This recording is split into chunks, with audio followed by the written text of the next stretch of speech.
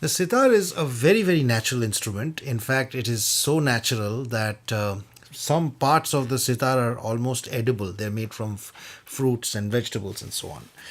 This, which is the main sound box of the sitar, is made from, believe it or not, a gourd, which is like a pumpkin. And obviously, in its traditional form, it is round. The whole thing is round, and it is grown especially for manufacturing musical instruments. It is treated, it is varnished, and then the sound box is carved out of it. On top of the sound box sits what is called the tabli.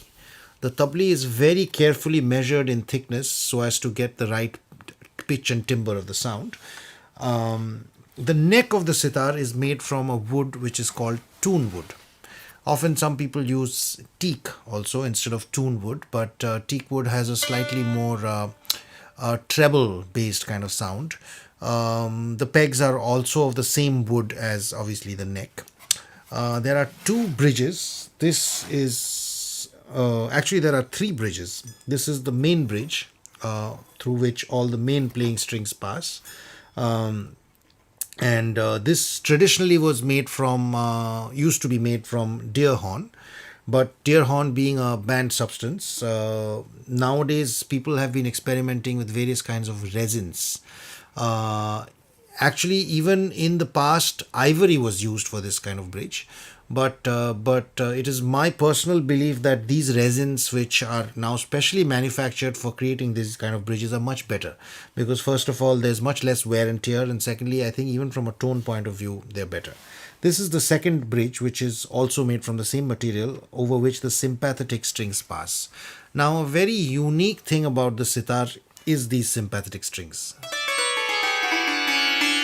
These are strings which are not strummed that much only at the beginning of the performance or now and then, but these vibrate in resonance. For instance,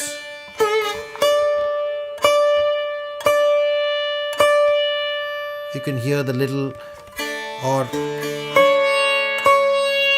you can hear them vibrating in resonance. So these are called the sympathetic strings.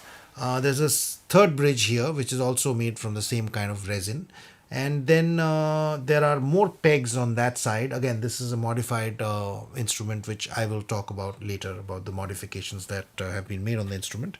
The frets are all made of metal. They're an alloy, which is steel kind of alloy, but a slightly different composition, so as to give the right kind of stretchability or bendability, along with the requisite kind of toughness or hardness, so that they can sustain the pulling, because we are pulling the strings, not only gliding over the string but also pulling it this way.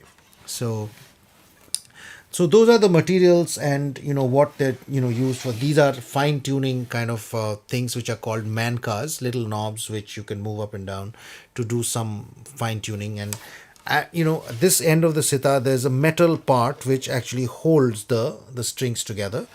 And at that end, obviously, the string is stretched and then put into the peg. So that's pretty much the composition and structure of the sitar as we know it today.